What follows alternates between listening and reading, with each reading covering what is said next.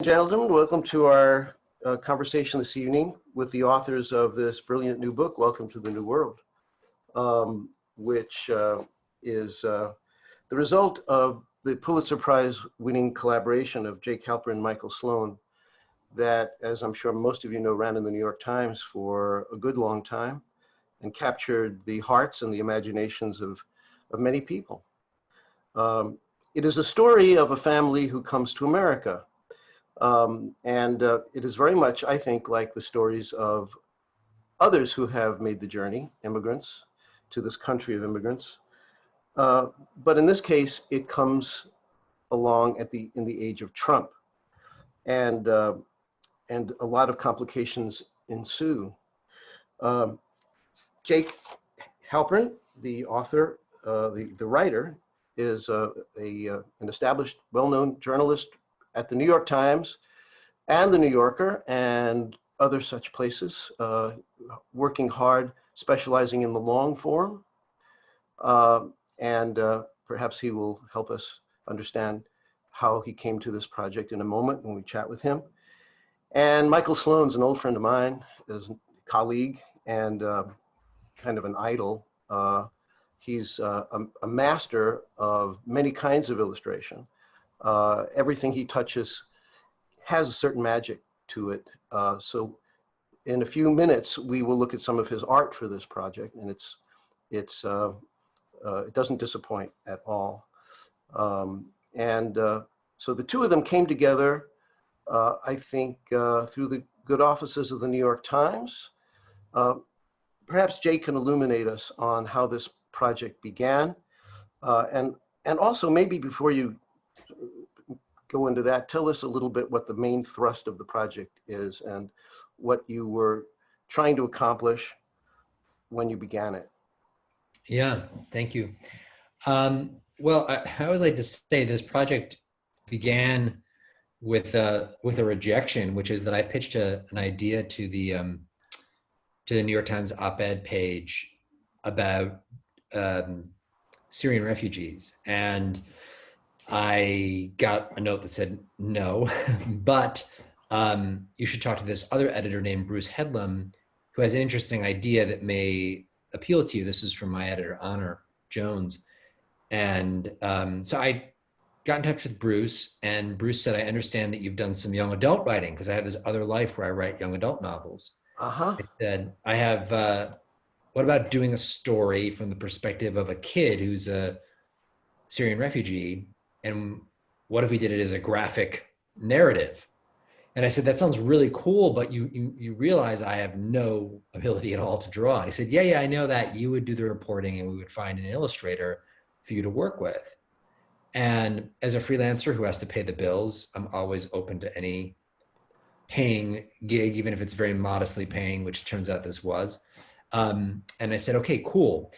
Let me fish around and see if I can find a family that we can profile, and also see if I can find an illustrator.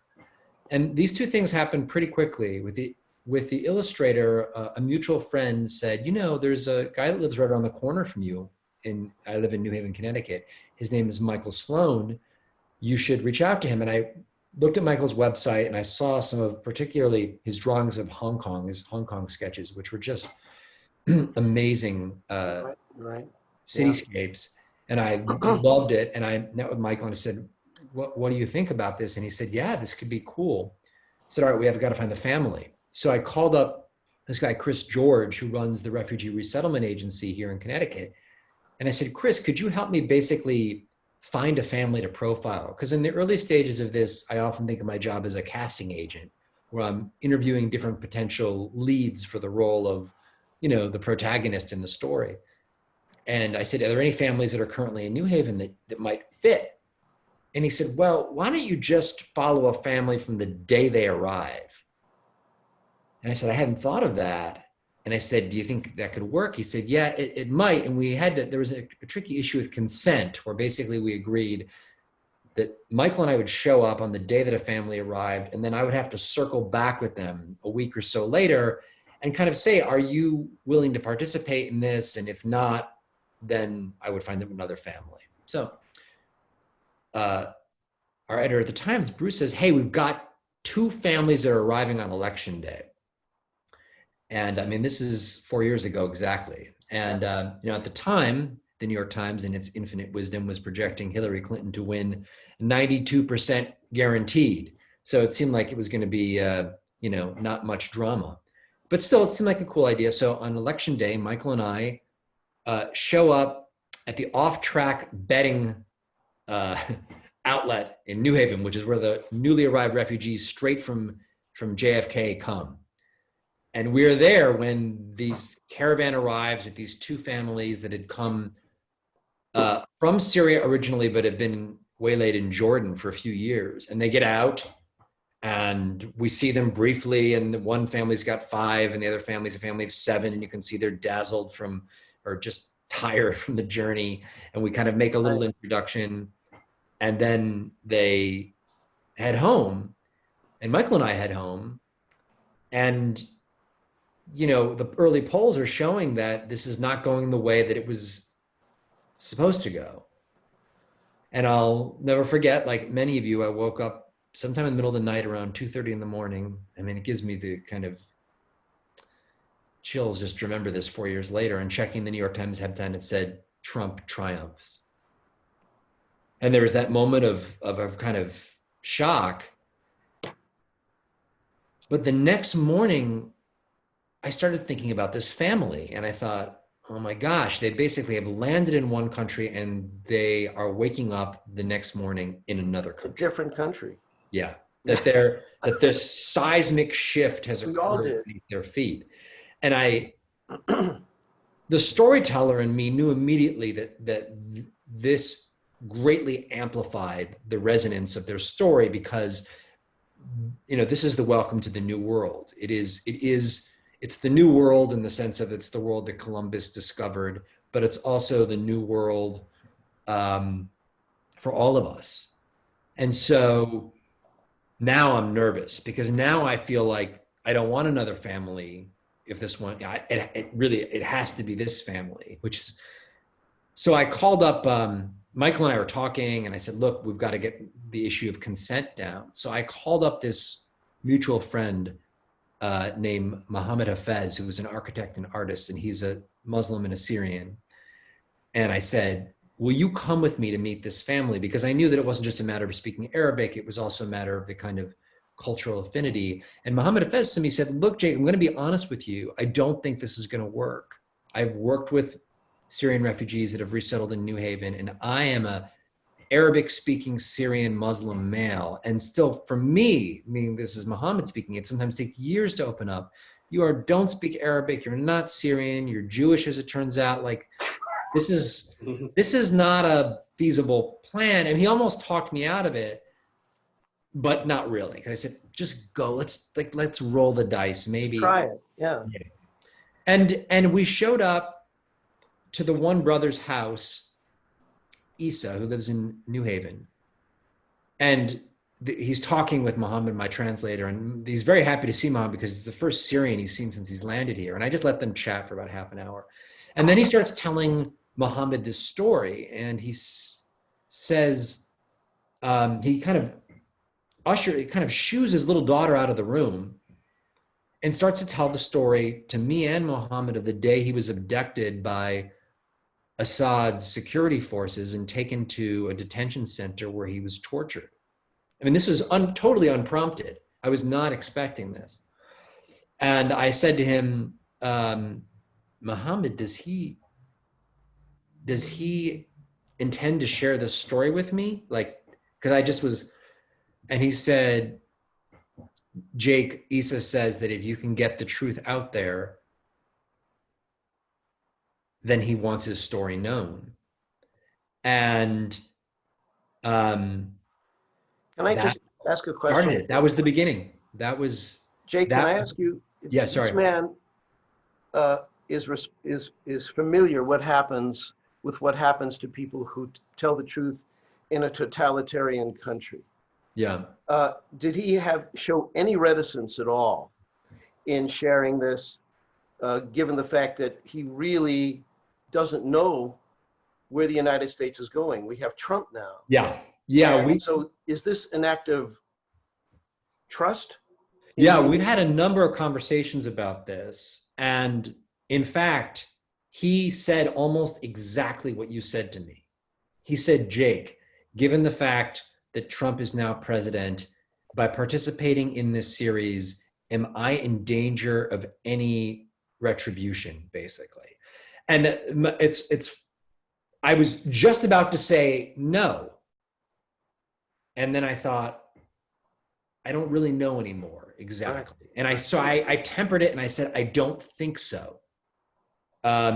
So what we did is we changed their names and we changed their appearances. And we also did that because we were concerned about potentially the Assad regime back in Syria, seeing this family participating and kind of portraying what happened there in a kind of light that was unfavorable to Assad, and we didn't want retribution on their family that was still stuck there. So that was a concern right from the start. And the other thing I'll just tell one, and this will kind of lend itself to Michael, is that I was very concerned about this issue of did they appreciate what they were getting into? So in journalism, there's a kind of old rule, which is that you never show copy meaning actually what you've written to the people you've written about it, which is a good rule.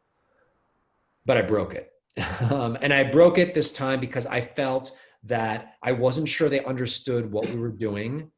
And I felt that there were real safety concerns for their family back in Syria, and that these circumstances justified breaking the rule. I didn't ask permission for it. I just did it. So what I did was... There was a lot more at stake than usual. There was. So what had happened was, in the intro, and we're going to go to Michael and his process in a second, and you'll see the visual component. But what basically in a nutshell is, I interviewed them at length, and then I kind of got their story, and then I kind of went back, and I had to, from my part of the process, on the text side, I had to create these, not panels, but it had to say panel 1, this is what happens, this is what this person said, this is what that person said. So once I knew their story, I went back and we kind of almost wrote it together. What did you say here? What did you say there? It was very collaborative. So then I went through that with the translator, we fact checked it. So I had a script where I felt they're pretty certain they know what the script says, but they had to see it. So the script goes to Michael, and the script that Michael gets is like a movie script. He says this, she said this is in the background. You know, Michael did a pencil sketch, and I brought the pencil sketch back to the family. And I told myself, if they freak out, we're done. Yeah, right. I'm gonna walk. And I really didn't want to walk. But so I showed up at their house with the translator. They have to really be comfortable Yes. with how they're going to appear in the New York Times. Yes. And I really want this to happen because I believed in this, and so did Michael. We believed in this, and even fully before the Times did. We felt that it could be a big story, but it couldn't be coercive, and I wasn't going to have on my conscience that someone was hurt because of this. Yeah. So we sat down with them. I'll never forget it. There was all on the floor because there was not enough chairs in their apartment. And the mom brought out tea and nuts, and we're sitting on the floor, and they went through Michael's sketch, and Mohammed Hafez, the translator, went through panel by panel, this translating. The dad, Isa, kind of looks at it. In panel number 11, the car that's bringing us to the airport in Amman is a Mitsubishi Lancer. No, it was a Mitsubishi Lancer. Michael didn't draw the Mitsubishi Lancer from the 2011. I said, I don't even think I told Michael to draw a Mitsubishi. I said, wait a minute, is that it? That's it. And we did. Huge sigh of relief, and then that was it. And then I said, then I could go back to Michael, and I said, Michael, change the car. You know, there's a few other small things, and then Michael could start going to final art. And then that was the first time we went through a process that we went through another 20 times, because that was the other really unusual thing about this series, was that usually you have a story, you do your interviews, it runs. But this was in the Times initially every week, and then every other week for a year. Right. So we were in this rhythm where I was out reporting, trying to put together a thing, getting Michael the artwork, and then Michael was, doing the rough sketch and then the color, and you'll see this in a second, week in, week out, and we're just praying that we don't run out of story, and that the family doesn't say, thanks, we're done, which they would have been totally right to do, but they didn't. But it was an immediate buy-in. They understood, luckily, what a graphic novel. In the book, you mentioned that you showed them Persepolis. Yeah, I Had did. they 'Cause I known, wanted to, had they known about Persepolis beforehand? I don't think they knew about Persepolis, but they saw it, and I think they understood this is kind of what it might look like, but I wasn't sure, which is why I had to bring them Michael's sketch. And there was at least one other time where Michael was with me and he was sketching them in real time as they were at this event. But usually there was that separation. Yeah. Michael, do you want to add to that or subtract I can your memory of this? show the process for creating the artwork for the book, from sketches to final art. This is a good time. I'll share the screen. Okay. I should mention that Jake reached out to me in November 2016, and the email came completely out of the blue. I had done a lot of work for the New York Times over the years. In fact, my first editorial illustration assignment was for the op-ed page in 1989. So I have very close ties with the Times. I considered it to be a home. I hadn't worked for them that much for a few years. And so this project sounded very exciting to me, to be able to get back into the Times, hopefully in a consistent basis. I don't think either of us realized how consistent it might be. But it was a thrill. For the comic, for the Times, you mentioned that there were 20 episodes.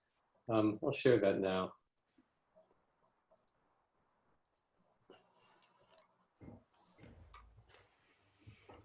All right, are you seeing that? Yep. Okay. Here's the 20th episode of Welcome to the New World as it appeared in print in the New York Times. And you can see that all the panels are of the same size and shape. And that was because the Times had a requirement that they needed to be that way to work for both their print and digital formats. And in the end, I didn't mind having that restriction because the deadlines were really intense. I think usually, Jake, your script would go through the editorial process and I would get it sometime on Monday. And the Times liked to have the final art on Thursday, although eventually we figured out that Friday was okay. But I think we each factored into every episode about 40 hours worth of work for each of us. It was a significant amount of work to do initially every week and then every other week. And then the first and the 20th episodes were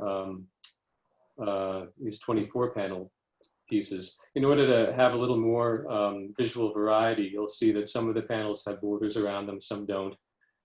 Some show the characters in silhouette, which is something I picked up from doing a lot of woodcuts early when I was in college.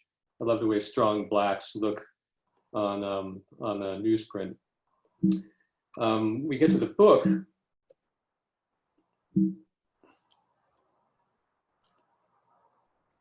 Let's see, move this along.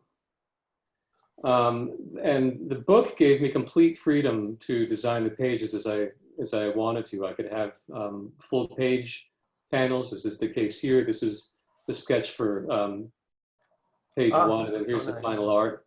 I really love being able to draw panoramic views and landscapes to establish a sense of place. And a lot of that landscape work appears in chapter 4, which is the part of the book that is in black and white that describes the family's experience during the beginning of the Civil War in Syria. Then there are other pages where I'm able to cut up the page into different panels of different shapes and sizes. This is one of the pages from the flashback chapter 4, showing the family in Syria. I should mention Riva Hockerman, our editor at Metropolitan Books, was absolutely wonderful to work with. I felt like the book wouldn't be as good or look as good without her wisdom and her experience. She suggested having chapter 4 in a different color. The rest of the chapters appear in black and blue and white. And just to establish that it took place at a different period of time. And I think that that was such a good decision in the end. I think that the black and white looks absolutely terrific. Again, another scene from chapter 4. This shows Ibrahim, one of the fathers in the family, being taken to a detention center where he and the other brothers are held for several months. There were so many highly emotional moments during the book. A lot of them were in chapter 4, and they were very difficult for me to draw because the family is going through so much turmoil and trauma. And how did you blend together your photo research? Did you have to make up a lot of things? Yes, I did. I made up pretty much everything for chapters 1, 2, 3, and 5. In this chapter, chapter 4, I got some reference material from, who was it, Jake, who sent us photographs from homes of the police Our station? translator, Muhammad Kadala, he was happened to actually be from Homs. And so he was intimately familiar with all the locations, and he sent Michael photographs of the places so that they would, you know, be as accurate. That was one chapter. We really tried to create a kind of likeness of accuracy. Mm-hmm. This particular sequence is a very powerful one for me. And in the bottom one, you see that the men in the detention cell standing in water. And in a couple of panels later on the next page, one of the men mentions the water is actually sweat. It's just a horrific, horrific situation. This is from the end of the first chapter, showing the family. They've just arrived at JFK and they're traveling through the streets of Queens on their way to their new home in Connecticut. And I like this particular sequence, especially because of the first panel on the left, where you see the sneakers hanging from the traffic light. There are just certain little touches.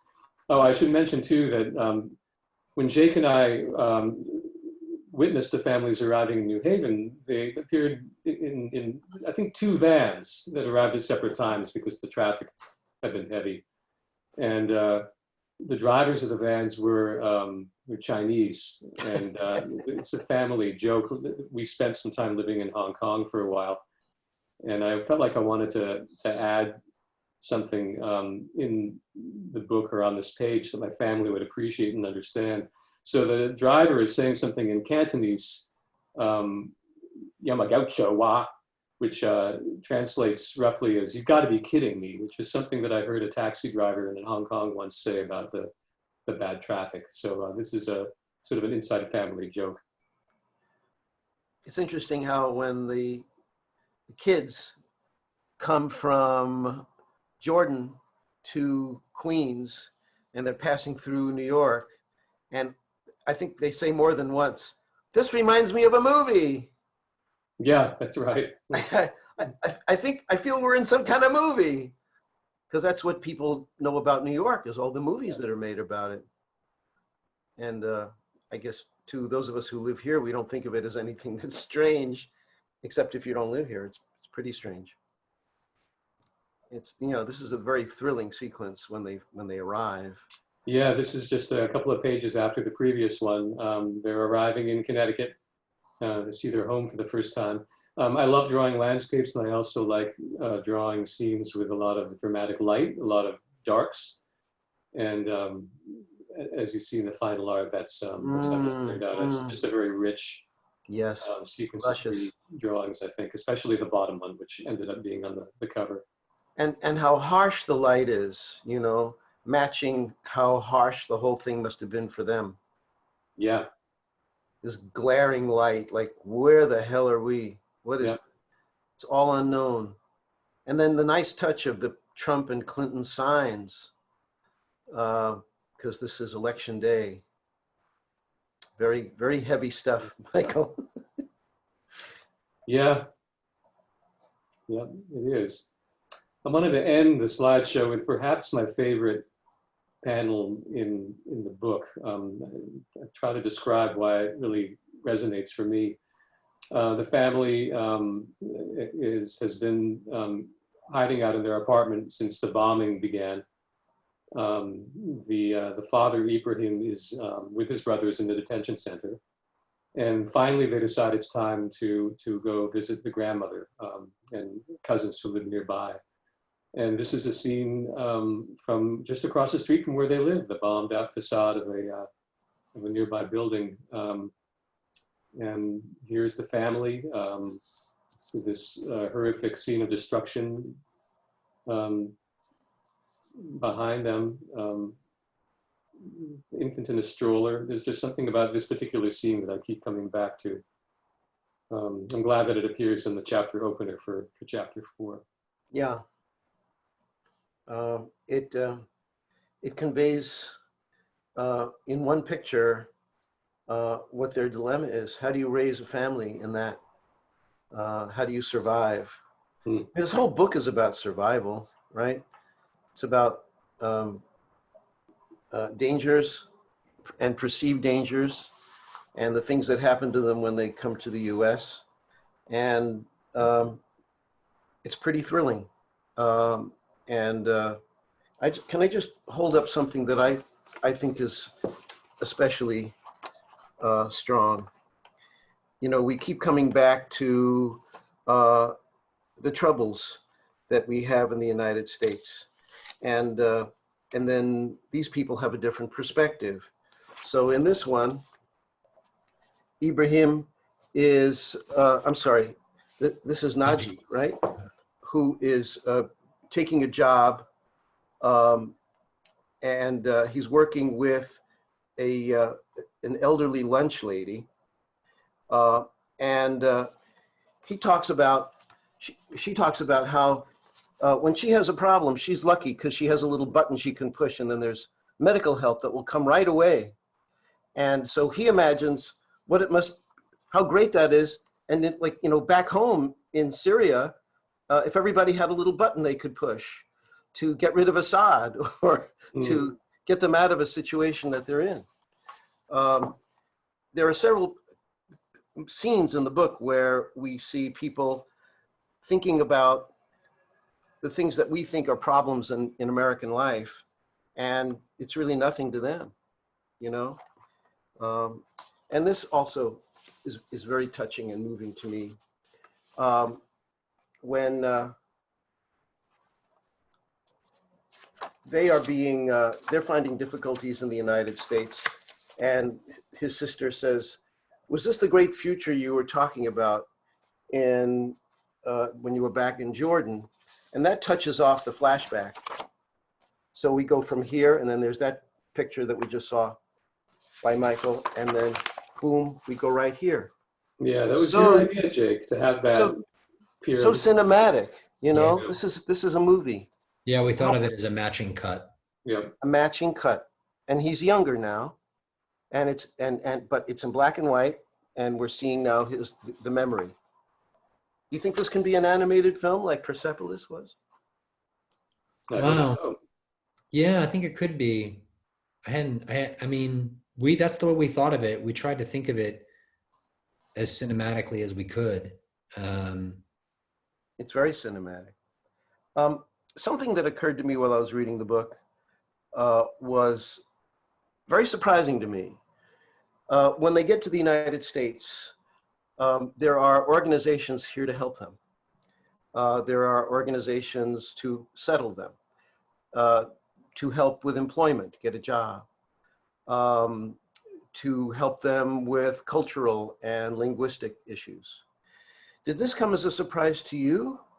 I had no idea this was available to people, and it was very heartwarming to me. I thought it was quite wonderful. I'd like to mention this whole refugee experience is something that was very new to me, even though the Refugee Services Organization, IRIS, is just a few blocks away from my house. It was a world that I really had no experience with at all. So I had no idea that apart from the main sponsoring organizations, there are also many smaller organizations, church groups, individuals, church groups ranging across different denominations who help support the refugees. And that's something that I kept coming back to. I really hope that I think that we did justice to them in the story. There are so many heroes who helped the refugees settle here. And it's not just a matter of a few months. It's sometimes many years long process, Jake, isn't that right? Yeah, I mean, the model is I had no idea that this model existed, but basically you have the Refugee Resettlement Agency, which in Connecticut is IRIS, which is your classic NGO. And then they team up with these community groups. Sometimes they're related to a church or a synagogue or a mosque, and other times they're just a bunch of neighbors who get together and basically say, we will basically adopt or sponsor this person. It's almost like the old model when someone's grandparent or someone would come over to America and the extended family would kind of rally and help get them a job and a place to live. That's the same idea, but There were also settlement houses then. yeah. Oh, it's interesting. Yeah. And Henry Street Settlement. Yeah. But in this case, the woman who took over for the family had just retired from her job at the university, Judy, and she thought, oh, this will be a good thing to do in retirement. And she is the person that's overseeing this group of like 25 volunteers, and it quickly becomes like a 60 and 70 hour a week job, because if you think about it, it's a crazy proposition. The family speaks almost no English, has no paperwork, has not been to the doctor, has not been to the dentist, has no prospect of getting a job, no place to live, not enrolled in school. And all that has to happen. And the family is supposed to be self-sufficient, as in totally economically self-sufficient within 3 to 4 months. I mean, it's an impossible task, really. It's harrowing. Yeah. And so a lot of the early part of the book just talks about the stress, not just that the family is under, but that the co-sponsors are under, because they are stressed that they're not going to make this timeline and get the family ready to be basically abandoned and left to fend for themselves in America. So that dynamic inevitably creates some tension. I need a car to get a job. Well, you can't afford a car.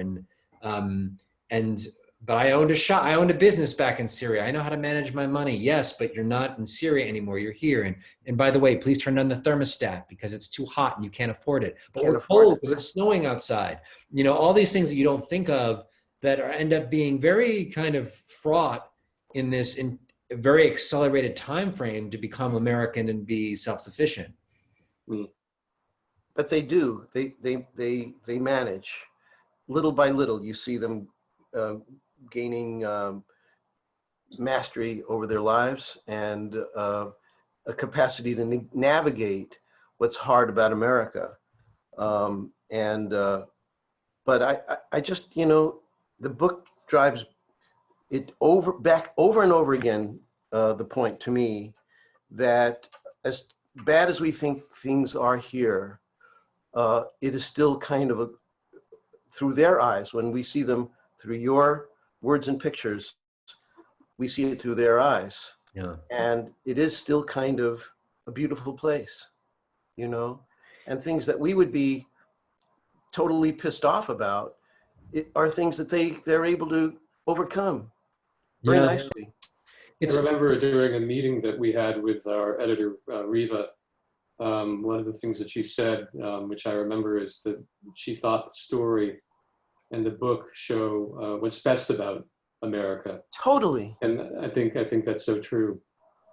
It shows what the best of what America has to offer. I think those were her words. Am I permitted to just mention what I think is the thrilling ending of the book? Or is that too much? Is that a spoiler? Fine, go ahead. He winds up being accosted by a gang of racist kids. And his sister steps in and blows them away with her strength of character and quickness of mouth and wit. And you see in that moment how she's become a liberated woman. She's a real American. This is not the sort of thing that would happen back home. And these kids were just cowards. They were bullies and cowards. And the last shot is the shot that is, so totally gorgeous for me is that here they are in America, and there's hope. There's hope. Which, Yeah, right in the after time the of Trump, that is so valuable to me personally. I think to most readers, to see how successful and how powerful they are.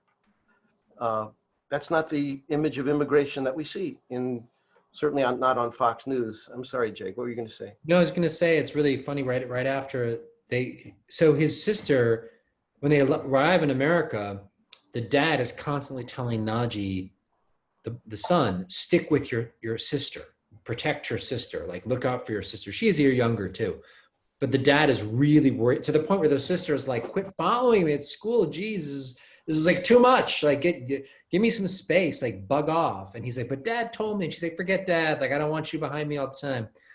And then he gets bullied. And in the end, it's this like, it's the opposite. It's actually the sister who like rallies and like, and kind of like stares down the bullies. And then right after that happens, she says to him, and another thing, Naji, you don't know how to talk to girls. Girls want to talk to you. I can see it, but you're not, really? Girls want to talk to me? And that's the conversation that they're having right as they go off into the sunset. They've moved on and the bullies, and he really wants to talk about like what she thinks he should say to girls. Girls. How old is he at this point? Is he 14? At that point in the narrative, he would be like 16. Okay, so he's ready. So he's ready, yeah. He's really ready to meet some girls now. Yeah. So, yeah, that was, and just one more thing I would just say is that I often heard people say, oh, you're writing about refugees, it must be depressing. And I could see how people would think that because the backstory is quite sad and quite filled with tragedy. But what they don't see, and what you see in this last scene, is that these kids in particular are just so resilient and they're so optimistic. And despite everything that they've been through, they're so excited about being in America and doing all these things. And they appreciate all the things that we don't always appreciate. That's right. Walking down the street in safety and the sunlight and the trees. And to me, I would always come back from visiting those kids and feel like a renewed appreciation for everything that I had. And to me, in that way, it was the opposite of depressing. It was hopeful. And I thought to myself, if this Naji, who's been on the streets of homes, jumping over dead bodies, scrounging copper scrap to feed his family, if he can be feeling optimistic about his future and uncomplaining about it, my God, like anyone can, Absolutely. And that's this very, as you say, Steve, this very, very different depiction of this narrative, one that's like rooted in both optimism and in hope. And we want these people, also you read this and you say, we want these people. These are fantastic people. They're only going to do great things for this country and achieve things. They're who we want. And it's an emotional book. The book brings you into that family, and it's a tremendous achievement that you guys were able to be that intimate with them and then bring it home to us. One other question before we take some questions from, I'm looking at the chat room. So if you guys have questions for them, please, we'll read them out and they will take questions in a minute. But going back to a point we made earlier, and from my own journalism, because I've done stories on refugees myself, on people coming over the border to Texas. This is about 15 years ago.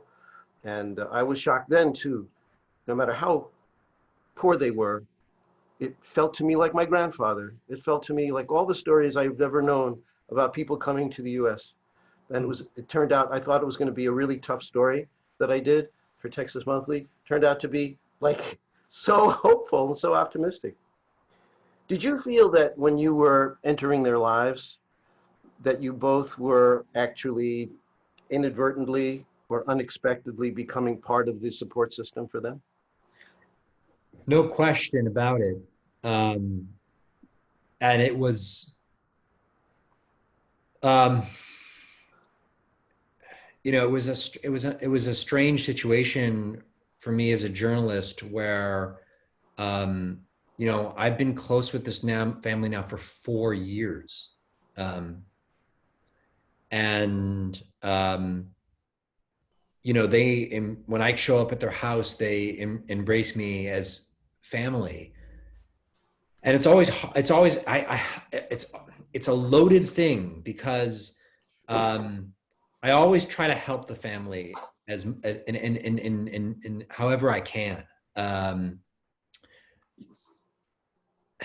but I can't, when I was reporting for the Times, there were very strict parameters about that. Like I couldn't alter the story. I couldn't pay them for the story. And I always felt like it was a very fine line that I was walking. So we kind of had arrangements in a weird way. Like they got the death threat. And that was a whole crazy thing because they received this death threat that was very credible. They knew where they lived. They said they were going to kill them.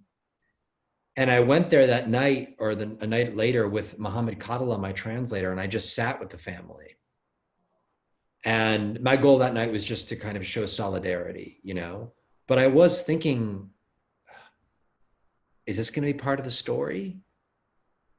And Ibrahim, the dad, was very smart, and is very smart, and he was very tuned into all this. So that was actually, he was a good partner in that when he said, Jake, I know you probably want to tell this story, not until we're safely situated in another home. I said, no problem. He said, Jake, can you call up Chris George, the head of the resettlement agency, and tell him that he should find us a new home? I can't do that. I'm reporting this for the Times, but here's what I will do. I will call Chris George and I will say, what is the status of their finding a new home? What's the time frame that you think you're going to find them a home for? And I said to Ibrahim, you understand what I'm saying? And he said, yes, I understand. So what what worked out was kind of saying, I'm going to let him know that I'm reporting this and I'm on this. And we both understood that by that, he wasn't going to slip through the cracks. And what Ibrahim was saying to me implicitly was, I'm going to use this series as a way to empower myself. And to me, I respected and appreciated that. But it was a dance we were doing. Now, afterwards, when we won the Pulitzer, I shared my winnings with the family, and you know there were things I could do when the Times series was over, but the entire time it was this very delicate thing where we were trying to help one another as human beings within the rules of the journalist-subject relationship, and I think it worked. But it was really fraught. Yeah. Very complicated. Michael, were you feeling some of those things too? Getting close to them, but feeling as though you were more than a journalist? I was very aware throughout the whole project, both the comic and the book, that we were documenting this family's experience of arriving in this country, which they would view, but also their children and children's children and so on and so forth would read. This was something that I thought would stand the test of time, and I think we both agreed that we really wanted to do justice to the families and their stories. And I think we did. I'm very proud of that. I'm very proud of the work we did together. You should be. I also should mention, most of my work as an illustrator has been single spot illustrations, a range of different subjects. I'd never really tapped into a level of humanity in the way that I had with the comic and then the book. Well, you it did made me a much richer, much more full person, and I'm grateful for that. You did in a very, very deep way. I'm seeing there's a Q&A section at the bottom of my screen. And I'm going to read the first question from Joanne. She writes, I followed your series in real time as the New York Times published them and look forward to each installation. I appreciate your focus on the ethics of consent with the family. My question is about speaking for others and the privilege of your positions. Tell one story through your own lens. I wonder if there were other stories you encountered or aware of, other perspectives while you were writing, drawing, that didn't make it. Were there other people that you found out about in the process that you didn't pursue the stories of? Well, there's kind of two parts to this. So let me just tackle the first part about the privilege first. So yeah, I mean, I think you have to say I was completely aware of my position as an outsider. And I had a lot of doubts about it. I'd like to be very candid with you. I did not know whether I should or could tell this story, given the fact that I was, not like these people. And I didn't want to feel like I appropriated their story. And so that doubt was with me. And the only thing that I could kind of like wrap my head around it was to approach it with a form of, I guess I would say, extreme humility, which was going to them and making them a part of the process, saying, do I have this right? Am I understanding this correctly? Is this true to how you remembered it? What are the things that are important to you to tell about your story? And trying to make that as collaborative as I could. And quite honestly, I don't think that we could have stayed as close as we did for 4 years if that hadn't been the kind of nature of the relationship. Yeah, there were other stories. I mean, there were two brothers, and I ended up focusing largely, they're two brothers that each arrived with their wife and kids at the same time. And we ended up focusing largely on one brother, in part because his kids were older. And but I often wonder what would have happened if I would have followed the other brother. And I often wonder what would have been happening if there was family that was left in. So when Trump comes into power, the door closes, only half the family has made it to America and the other half is stuck back in Jordan. So this becomes the dilemma that plays out throughout the whole book, which is that the dad has this wrenching guilt that he came when he could, and his mother and his brother are stuck. Mother is back there, yeah. Yeah. So I would have loved to have had their perspective, the mother and the brother back in Jordan. Did they blame him? Did they not blame him? Were they eking it out? Were they happy for his success in America? Did they resent it? It would have been phenomenal to tell that part of the story, but I couldn't. So yeah, definitely other stories that would have enriched this one. I'm not seeing any more Q&A. But they're in the chat. There are a couple of questions, and they both are asking, Jake, if you feel safe as a journalist. I guess there is the thought in the back or the front of mind when people are reading stories now regarding Muslim immigrants, or any kind of refugees, I guess, where it's fraught with danger. You mentioned how the family was threatened. How have you been doing on this? Have you heard from people? Yeah, I didn't. This is not a story where you where worried about your safety. Yeah, I never felt personally unsafe because of this story. I mean, there are, not for me. I did have very real worries about the families that I was writing about, and particularly my biggest concern was that they would somehow be identified, they would be outed, and that the Assad regime back in Syria might somehow do something in the form of retribution. Luckily, that didn't happen. Okay. There's one more cute question, I think, here, Steve, about. We're looking for a Q&A. Yep. What would your advice be for young new illustrators trying to create a comic or tell a story. Michael, you want to take that one? I've done a lot of comics on my own, but this was the first time I'd ever done a comic as a collaboration, especially a long-term collaboration. Of course, I've enjoyed working on my own comics by myself, but there's something about working with somebody like Jake, a real collaborator, on a project that we feel really strongly about, that just worked for me. So I guess my suggestion would be to carefully consider the idea of working with a collaborator, somebody who you like and trust and can work with well. Collaborations are a wonderful thing. You never know what might happen. Never You know. might win a Pulitzer. You might win a Pulitzer, or something else might happen. You might wind up telling a story and doing a project that you're extremely proud of, even without a Pulitzer Prize. Yeah. And you know better than anybody, Steve, I think, how to shop work around. You come up with a project. I do that. I get more work that way than any other way, but the first thing that has to happen is that I believe in the project and I feel that it is involved in telling the truth, that it's a project about something that I think is important.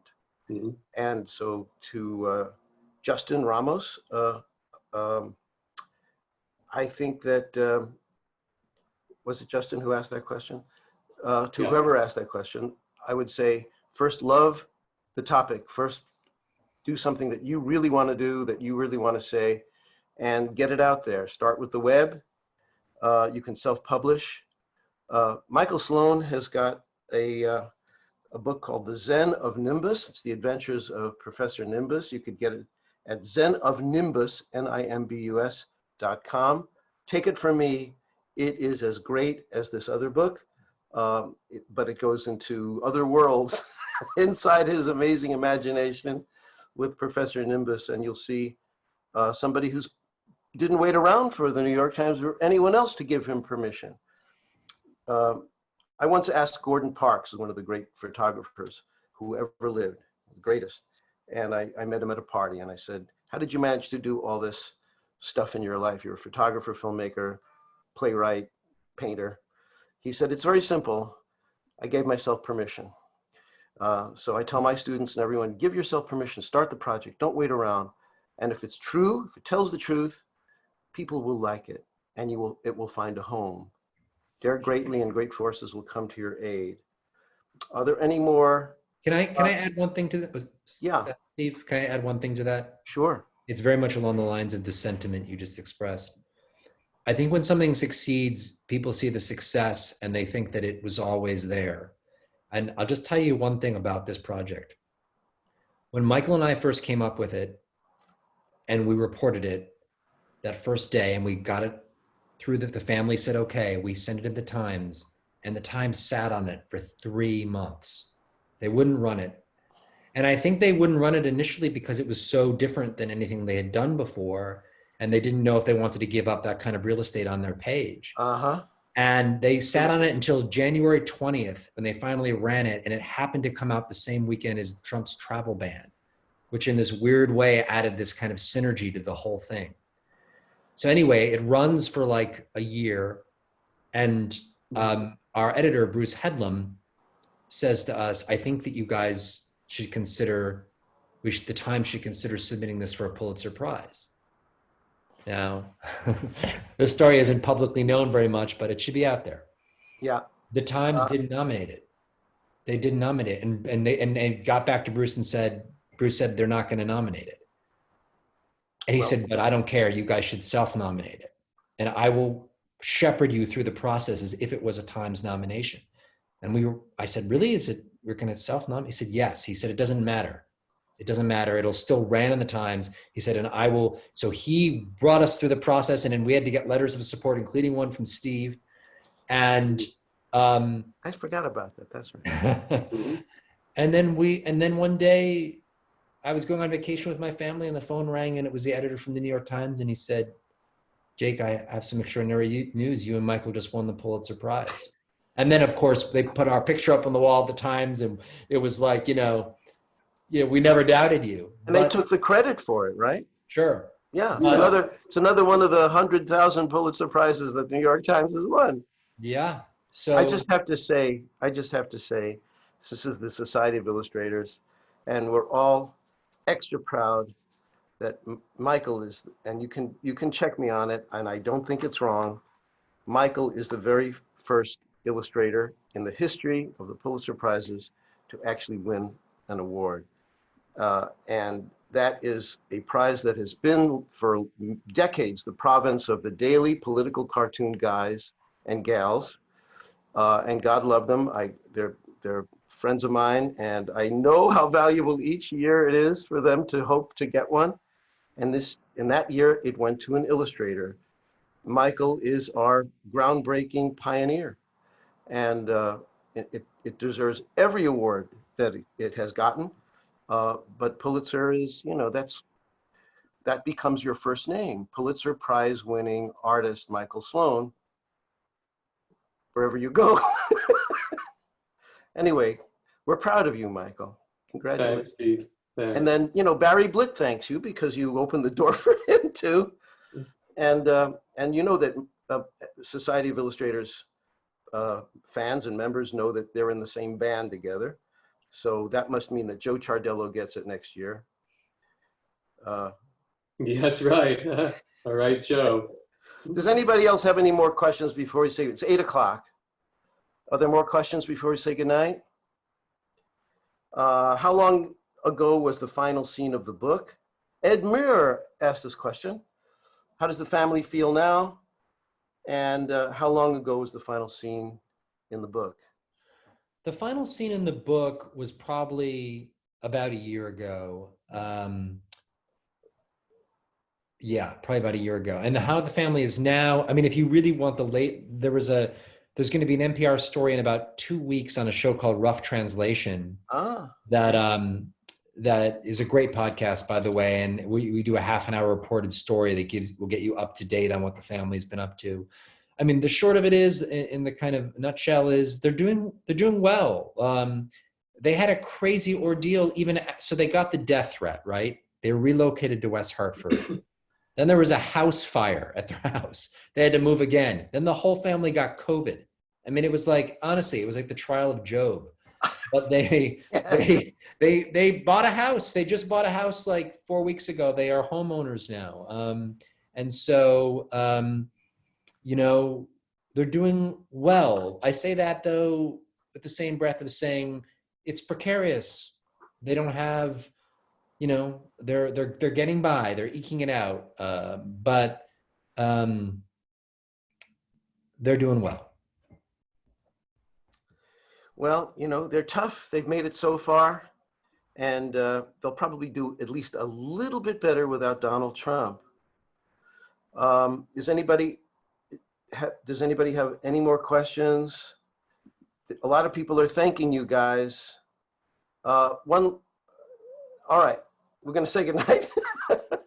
You can get this book by looking at the links that are up on the chat room space. And speaking for everybody who's been watching, I want to thank the Society of Illustrators for opening the space and allowing us to discuss this wonderful book, and maybe give other artists ideas for similar socially conscious art journalism. And I'm personally fervently hoping for a new collaboration between these guys. And I have a strong feeling New York Times would be open to that. And the rest of us would very much as well. So please get your book, Welcome to the New World. I think it's going to be in print a long time. It's very special. And Jake and Michael, we do care about them now a lot, and we probably are going to really want to know how they're doing. So I think maybe there's a sequel in there somewhere. Thank you all, and thanks everybody. And Thank you. Have a good evening.